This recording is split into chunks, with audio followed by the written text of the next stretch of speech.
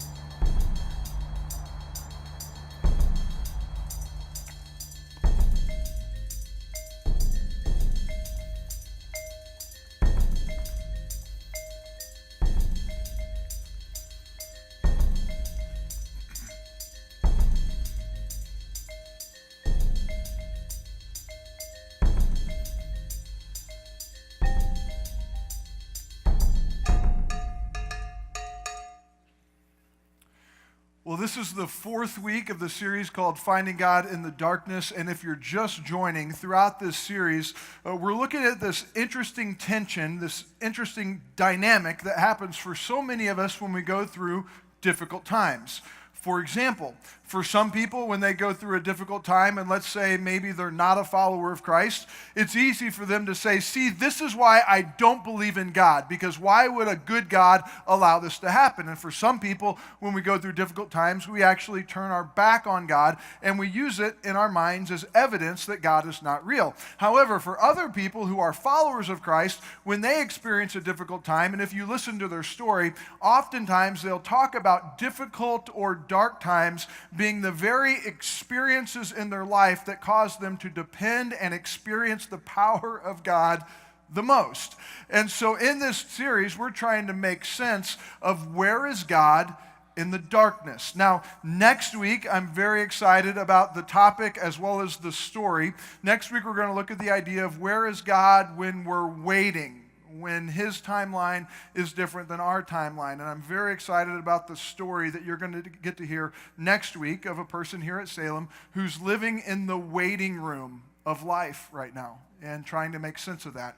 Today, though, we're going to tackle a topic that I think so many of us can relate to, and that is, where is God when I struggle? Where is God when I can't overcome my struggles? If you have your Bibles, turn with me to Matthew chapter 26. Matthew chapter 26, and while you're doing that, former lead pastor here at Salem Church, Pastor Bob Moss, would say, everyone has something big going on.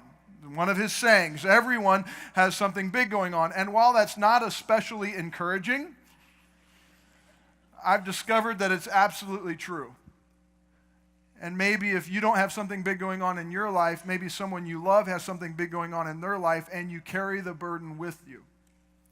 Or maybe if you don't have something big going on right now, maybe you just came out of something significant. Could have been a financial crisis, maybe a bad report from the doctor, maybe turmoil at work, maybe a broken relationship. Everyone has something big going on. And interestingly enough, inevitably, when you and I go through difficult times, dark times, there will be some well-meaning, well-intending Christian that will come along and try to offer us some feel-good Christianese.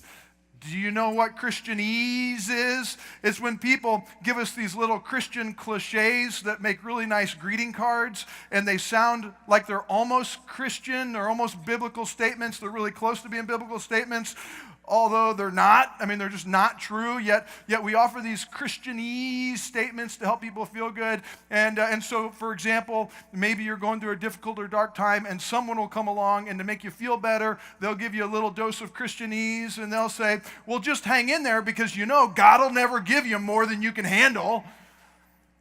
As if they're saying, wow, God must think you're really strong to punish you with all the junk in your life. The only problem is, God never said that.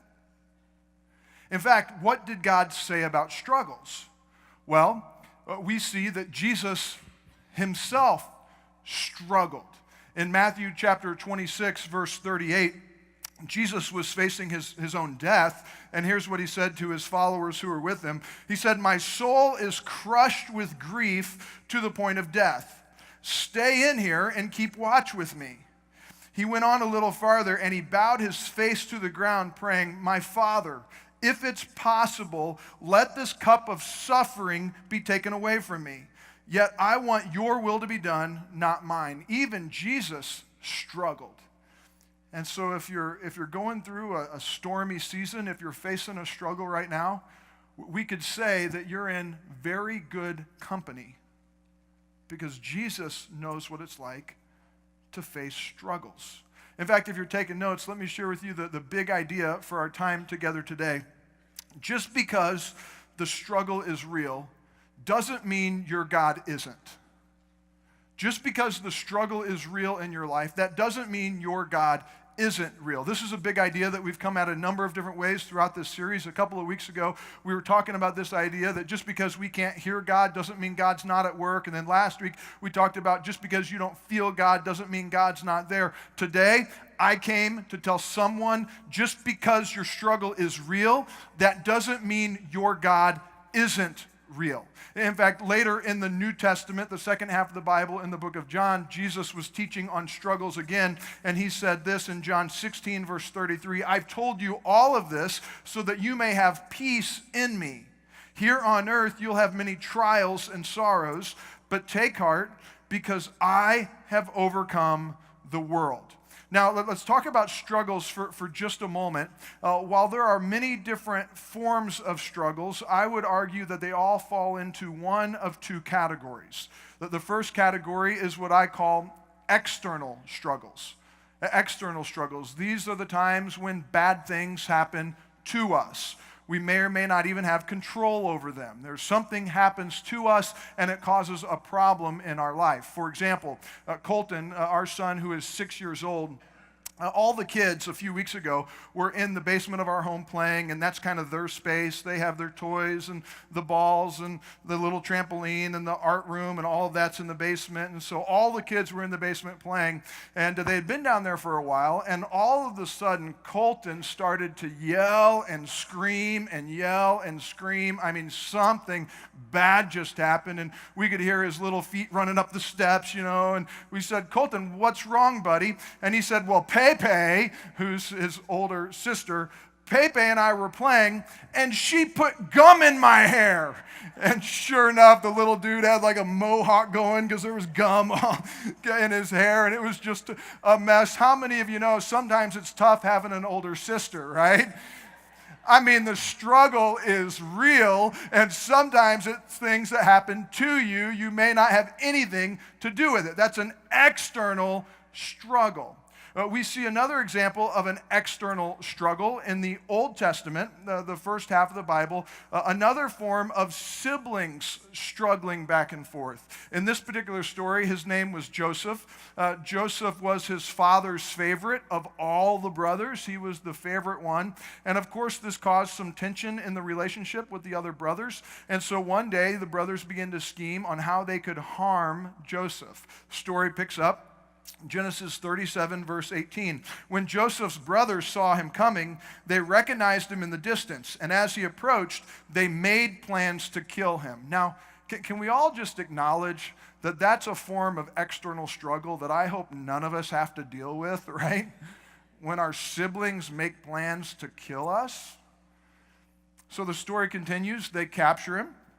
Here's what happens in verse 26. Judah said to his brothers, "What will we gain by killing our brother? We'd have to cover up the crime. Instead of hurting him, let's sell him to those Ishmaelite traders. After all, he is our brother. He's our own flesh and blood." And the other brothers agreed.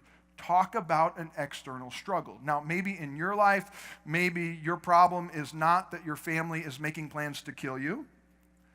Maybe your problem is not that your family is trying to sell you into slavery. Maybe your problem is not that your siblings are putting gum in your hair. But maybe for you, you're watching your parents go through a divorce, and it's bringing a lot of pain in your life. Or maybe for you, you're watching your parents age, and it hurts you at a very deep place. Can't really do much about it, but it's a struggle for you. Maybe for you, your company is closing its doors, and just when you thought you were financially getting ahead, now you're in a financial tailspin again. Maybe for you, you're the victim of some horrible incident. Something happened to you that wasn't right and it wasn't fair. Maybe for you, you received a bad report from the doctor, and now you're carrying this diagnosis around, and you have no idea what your next step really will be. These are all forms of external struggles. It's burdens that we carry, problems we face, of things that happen to us. And again, I came to tell someone today that just because your external struggle is real, that doesn't mean your God isn't. The second type of struggle that so many of us face is what I call internal struggles. Internal struggles. Paul, who's a leader in the New Testament, the second half of the Bible, Paul certainly had his fair share of internal struggles. These are the struggles that really come from the war that wages within us. Paul said it like this, speaking of his struggles in Romans 7, verse 15. "I don't really understand myself, for I want to do what is right, but I don't do it. Instead, I do what I hate. I want to do what is good, but I don't. I don't want to do what is wrong, but I do it anyway. Can anyone relate to this? Right. These are internal struggles. In fact, as I look into my own life, one of the most common internal struggles I face, and I've faced for as long as I can remember, is what I call self-doubt or worry. In fact, I remember even as an upper elementary school student struggling with this. Definitely into high school, and then even as an adult, I've carried that with me. And the way it takes form in my life, even as a pastor on a weekly basis, is oftentimes self-doubt will appear when I'm in the middle of sermon prep. And I begin to wonder, is this even going to make sense to people? Am I going to stand with a bunch of eyes looking at me? And they're just saying, I have no idea where this guy's even going with this.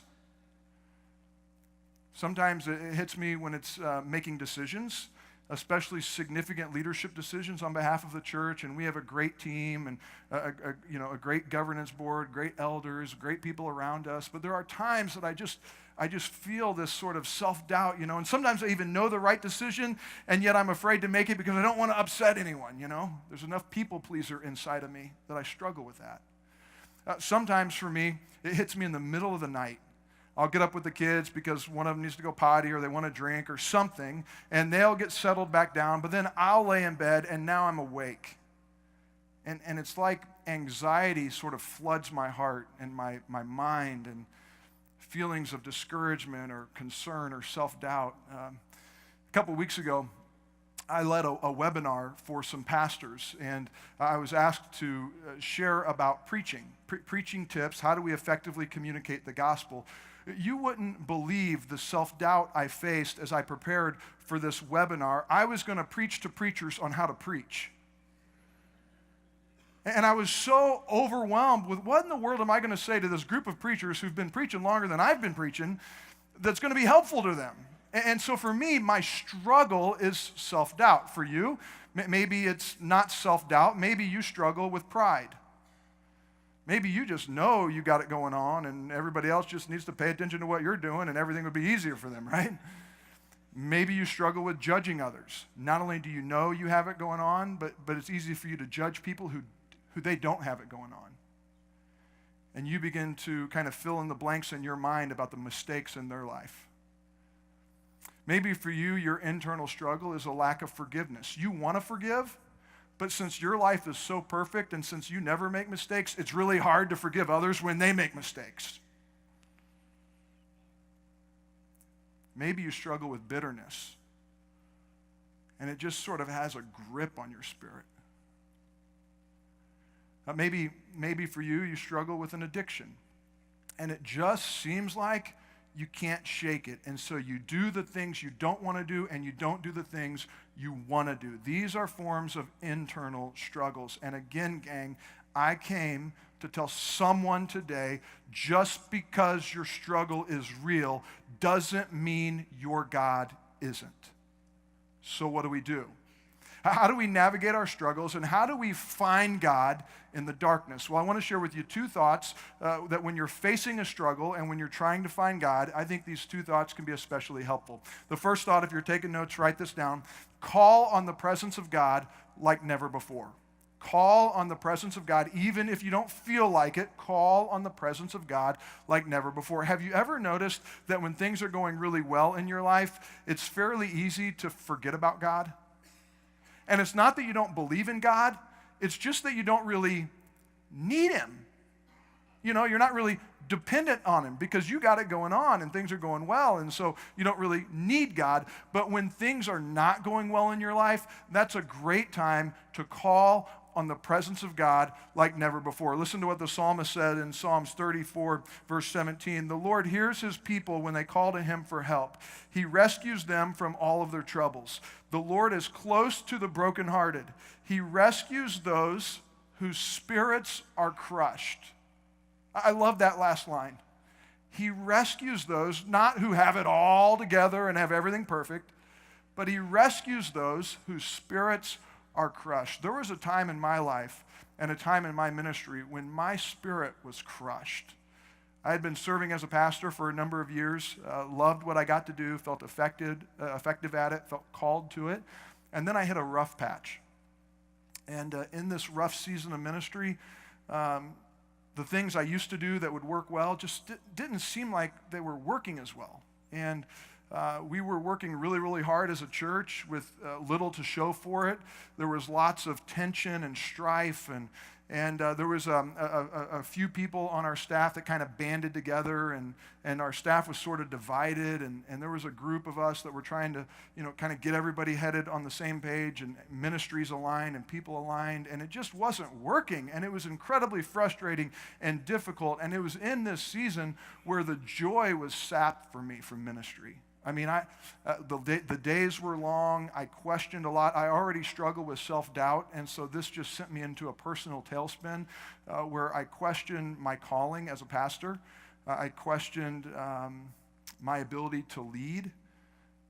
In this season, I considered leaving ministry,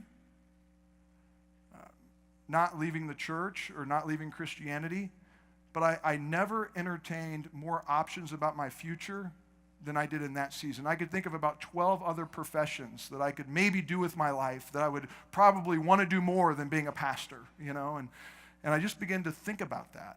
And it was in this season where my spirit was crushed that I realized that the only way I was going to get through it was to call on the presence of God. And so I actually began to preach to myself. Any of you ever preached to yourself before? I mean, this is where you're just trying so hard to rip the Bible out of the paper and put it inside of your spirit, where you're just doing whatever you can do. And I got up and I began to say, I am no longer a slave to fear. I am a child of God. God has not given me a spirit of fear and timidity. He's given me a spirit of love and power and self-discipline. And it was like I was giving myself a pep talk because I was going into the war zone and I needed God's spirit inside of me. And I don't know if you've ever been there before, but these are the times where you're calling out on the presence of God like you've never had to before. And once we got through that difficult time a number of years ago, I actually began to look back thankful for that dark time, because it was in that dark time where I called out and I depended on the presence of God. Now, what happens for many of us is we go through a struggle and we say, well, where in the world's God? In fact, some of us actually turn our back on God and we say, well, God can't be real because I'm going through a difficult time and it's God's job to make my life easy after all. And so God must not be real because I'm going through a difficult time. Friends, if you get nothing else out of today, please understand this. Never let the presence of a struggle in your life cause you to doubt the goodness of the presence of God in your life. Let me say this again. Never let the presence of a struggle in your life, because you and I are going to have them. Never let the presence of a struggle in your life cause you to doubt the goodness of the presence of God in your life. He is still a good God. And if you're like me, I'd rather experience God's presence on the mountaintops of life when everything is great and everything's working in my favor and all of that's just really, really nice and there's no messes and my job is great and my relationships are great and my finances are great and my health is great and everything's great. And I think there's something to that, experiencing God in those moments. However, I've discovered that there's a rawness and a beauty that comes with experiencing the presence of God in the valleys of life that could actually be richer than the times when I've experienced the presence of God in the mountaintops of life. Because when I have to experience God in the valleys of life, I have nothing else propping me up. There's nothing else I can depend on. There's nothing else where I can get my self-worth or my satisfaction on. And I am dependent upon God and God alone. And if you are in that moment right now, if you're going through a struggle, what do? You call out on the presence of God. You ask Him for comfort. You ask Him for wisdom. You ask Him for strength. You ask Him for guidance. You ask Him for answers. And you call out on Him like you've never had to call out before. The second thing, if you're taking notes, what do you do if you're in the midst of a struggle? The first is call out on the presence of God like never before. The second is rely on the power of God like never before. Rely on the power of God like never before. Going back to my struggle, the time where my spirit was crushed and I was questioning and I felt betrayed as a leader and betrayed as a friend, there was a lady who was one of our elders. She was also a leader on our prayer team and just a good friend we had a conversation one day about an unrelated issue. We were talking about some other ministry or something, and she sensed a heaviness in my spirit. Nothing I said, just kind of discerning that there was this heaviness in my spirit. And so she wrote me an email the next day with some words that have been incredibly powerful to me, not only then, but they still are today. I wrote them in my journal. Let me just read the words to you directly out of my journal from a number of years ago. She said this: "After our meeting on Thursday, I felt a heaviness relating to you. There seemed to be a burden upon you greater than I've seen before. I began to pray for you, and I believed I heard the Lord telling me that He's taking you to a new level of leadership. I felt a strong sense of the Holy Spirit around this, that He would give you a higher eagle view of the landscape. He also impressed on me that there are challenges in this season, but persevere in the power of His Spirit. The Lord is truly with you, Steve, and will give you all that you need. Look for the higher eagle perspective." I can't tell you how encouraging this conversation, this email was for me, not only back then, but it still is today. It reminds me, and in that moment, it reminded me to rely on the power of God, that God was giving me everything I needed. I couldn't do it on my own. It wasn't like God will never give you more than you can handle. No, I had more than I could handle, and I needed God's strength to see me through it. And so I was relying on the power of God and looking for the eagle perspective, because sometimes when you're in the midst of a struggle, you can just see in the weeds, and it's difficult to see the big picture. And so that's what I began to do. Well, a month later, I was with Aaron and our kids at my grandparents' farm in Missouri, and one of our favorite activities on the farm is to float the river. We have a river that kind of borders our property, and so the kids were down for their nap time, and my parents were there, and so they watched the kids, and Aaron and I hopped in the canoe, and we were going to go on this float trip, and there was just something incredibly peaceful. There always has been for me about floating this river. Crystal clear water, lots of great memories as a kid with my grandparents and my parents and cousins, and the bluffs and the trees and the rocks and the whole deal. And so I was anxious to encounter the presence of God. And Aaron and I were talking and praying as we were floating in the canoe together. And really, so much of our conversation was about the struggle, because when you're going through a struggle, many of you know this, it's sometimes tough to talk about something else. It's just like consuming, it's like you're banging your head against the wall. Your wheels are spinning. And so we were talking about the struggle, and we began to pray, and Aaron was praying that God would restore joy to my spirit and joy to ministry, and I was praying that God would give me clarity and courage, and I would know what to do. And on it went as we're floating for miles down the river. And finally, we were done praying and done talking, and we were almost finished with our float. In fact, we only had about a quarter of a mile left, and the river is really windy. But this final stretch that we were floating was a straight stretch. So we just came around the bend, and I could actually see the truck waiting for us. And I could see the bridge where my parents were there to take us out. We were going to float to the bridge, and then we were going to get out. And right at that time, if I'm lying, I'm dying. Right at that time, an eagle flew off the bluff.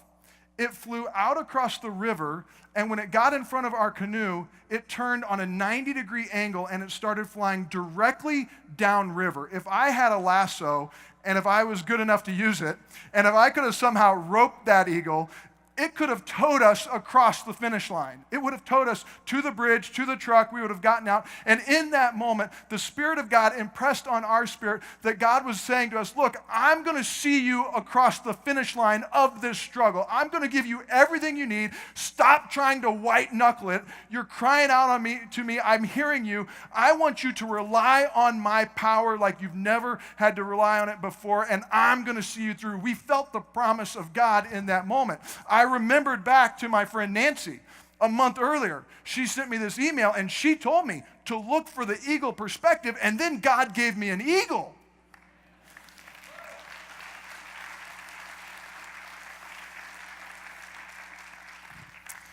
It also reminded me of a scripture in the Old Testament, in Isaiah chapter 40, verse 28. Have you never heard? Have you never understood? The Lord is the everlasting God, in good times and in bad times, gang. The creator of all the earth. He never, Not he often doesn't. He never grows weak or weary. No one, not most people, but no one can measure the depths of his understanding.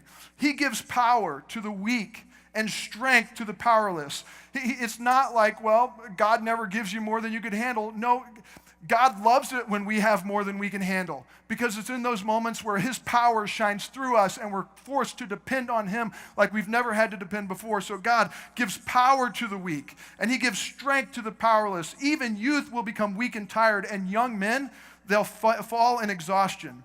But those, listen to this, here's the promise, but those who trust in the Lord will find new strength. They'll soar high on the wings like eagles. They'll run and not grow weary. They'll walk and not faint. A friend of mine knew about our struggle. They also knew about the story that God gave us an eagle. She happened to be a painter, and she wanted to mark the moment for me as a special gift. And so she painted this picture that hangs in my office. The picture's on the screen. And I call this picture the eagle's perspective. And even to this day, that's me floating down the river with the eagle in front of me. Persevere in the power of the Spirit. The Lord is with you, and he gives you all that you need. Even to this day, friends, when I'm going through a rough patch and I'm struggling, I look at this picture that hangs on my office wall, and it reminds me to rely not in my own strength, but rely in the power of God like never before. Now look, I don't know your struggle. Maybe you heard TJ's story and you could relate to that in a significant way. Maybe there's a situation where you are in over your head. And what happens when we begin to rely on God's power instead of our own is we tap into a whole nother power source that's far greater than anything we could ever imagine. And the scripture says, trust in the Lord. And those who trust in the Lord, they'll find new strength. That they'll soar high on the wings like eagles, and they'll run and not grow weary. They'll walk and not faint. So what do you do when you're facing a struggle?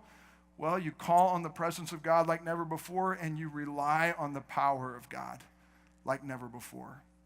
I want to share with you one final thought that's been so helpful to me when I've gone through dark times and I've struggled and I've tried to make sense of it. And I pray that it's as helpful to you as it is to me. The thought is simply, sometimes struggles are the result of doing something right. Sometimes struggles are the result of doing something right. You and I have a spiritual enemy named Satan. Satan's mission is to steal, kill, and destroy. Satan wants to rob your life of anything that matters to God. And so sometimes we face struggles, not because we're doing something wrong, but it's simply because Satan is trying to stop whatever God's trying to start in your life. I want to share that with a story, explain that with a story, and I've shared this story before, but I'm going to share it again because it's so helpful in explaining this thought. It was 3 years ago now that I received a phone call. I was serving as a pastor in Kansas City, and I received a phone call from Salem Church. I was actually turkey hunting, and in the woods, I received this phone call from Salem Church asking if I would consider being the new lead pastor at Salem Church, or consider being a part of that conversation. And so to fast forward this story through a long season of kind of praying and processing, I agreed to come and have a very informal site visit. I was just going to fly out here by myself, meet with the elders, meet with the search team, just kind of just get a feel for the lay of the land. And so I booked my flight from Kansas City to Dayton because I had an evening meeting with the search team that night, and Kansas City has a connecting flight in Chicago. And so I got on the plane early that morning. The flight from KC to Chicago is an easy, less than 1 hour flight. We get up in the air, and the pilot hops on the intercom and basically says, "Hey, bad news, gang. In Chicago, there's a fire in the air traffic control center in Chicago, and we're gonna have to kind of delay our landing. So we're just gonna circle around up here for a while and try to buy some time, and hopefully things in Chicago will get under control." Well, 15 or 20 minutes later, the pilot gets back on the intercom and he says, "Hey, look, it's not good. Chicago O'Hare is still a mess, and we're gonna go back to Kansas City." And so we all, just landed back in Kansas City, and by the time we got landed, I tried to connect with my airline and other airlines, and I couldn't find a flight that would get me from Dayton to Dayton from Kansas City to Dayton in time for the evening meeting. So I called Pastor Bob Moss, and I said, Bob, you're not going to believe this, but I was on my flight. We found out about a fire in Chicago. I'm not going to make it to the meeting tonight. And Bob, besides that, I'm praying for clarity to see what God may want me to do. And I'm struggling to even make it to Dayton, Like a fire in Chicago? Are you serious? Like, isn't this a sign from God? Like, I'm praying to get direction, and I can't even make it to Dayton for a meeting. Isn't that God saying that I should just kind of go back to my office and keep things going where I'm at? And I'll never forget Bob's words. He said, Steve, don't take this as a sign from God. It could be that Satan is trying to stop something. And I can't tell you how many times I've come across people in ministry who they took steps of faith, maybe to join a life group, maybe to get baptized, maybe to have a difficult conversation, maybe to give generously. And as soon as they take a step of faith, all hell breaks loose in their life. They begin to doubt themselves. They have dark thoughts they've never had before. And it's like they begin to face problems they've never faced before, all because they took a step to do something right. I can't tell you how many couples that I've come across who want to invest in their marriage, so they schedule a marriage retreat or a family vacation or a date night of all things. And as the days lead up to that, they start fighting about things they've never fought before in their marriage. They have this tension in their marriage, and it's just like they don't even want to go on the marriage retreat anymore because they don't even like each other all of a sudden. And it just seems like that Satan is trying to stop whatever God's trying to start. You might face struggles, not because you're doing something wrong, but it could be that you're doing something right. Maybe you feel prompted to adopt a child or to be a foster parent or maybe to become a life group leader, and you think, man, I don't even know how to lead people spiritually, and yet you feel prompted to do that. Or maybe you're an effective business leader and you lead in the corporate world, but you don't know what it's like to lead in a church setting, yet you feel prompted by God to do that. And as soon as you begin to take that step, it's like these words of discouragement come your way. People criticize you. Who do you think you are to think you could do something like that? Maybe you even wonder that. Who do I think I am, to do something like that? And all that I'm trying to say is sometimes we face struggles not because we're doing something wrong. It could be that Satan is trying to stop what God's trying to start. So what do? Well, remember, just because the struggle is real, that doesn't mean your God isn't. There's external struggles, there are internal struggles in life, but the way we get through them is to call on the presence of God like never before and to rely on the power of God like never before. Those who trust in the Lord will find new strength. They'll soar high on the wings of eagles. They'll run and not grow weary. They'll walk and not faint. Today, we're going to end this service by experiencing a practice that Christians have been experiencing for years and years and years. It's an ancient practice called communion. In fact, Jesus is the one who taught us to take communion, and when we do, to remember his presence and remember his power. And so I want to invite the communion team to prepare to serve us, and as they're doing that, let me explain what's going to happen. When the communion plate passes by, you'll notice that there are two cups that are together. The bottom cup has the wafer, the top cup has the juice. So just take the unit, just one unit together, and that includes the wafer and the juice all in one. And then pass the plate, and if you would, hold off on taking communion until everyone's been served, and at the end of this song, I'll come and I'll lead us through the experience together. Now, you may wonder, can I take communion? Well, if you're a follower of Christ, I want to invite you to take communion, or if you're here today and you're not sure where you shake out with Jesus, yet you feel like in your spirit today is the day for you to call on the presence of God or rely on the power of God like you never have before, then I want to invite you to take communion, and I'll lead us through that in just a moment. So communion team, would you go ahead and start the service? Worship team, would you lead us in a song? And in just a moment, I'll come and lead us through the experience.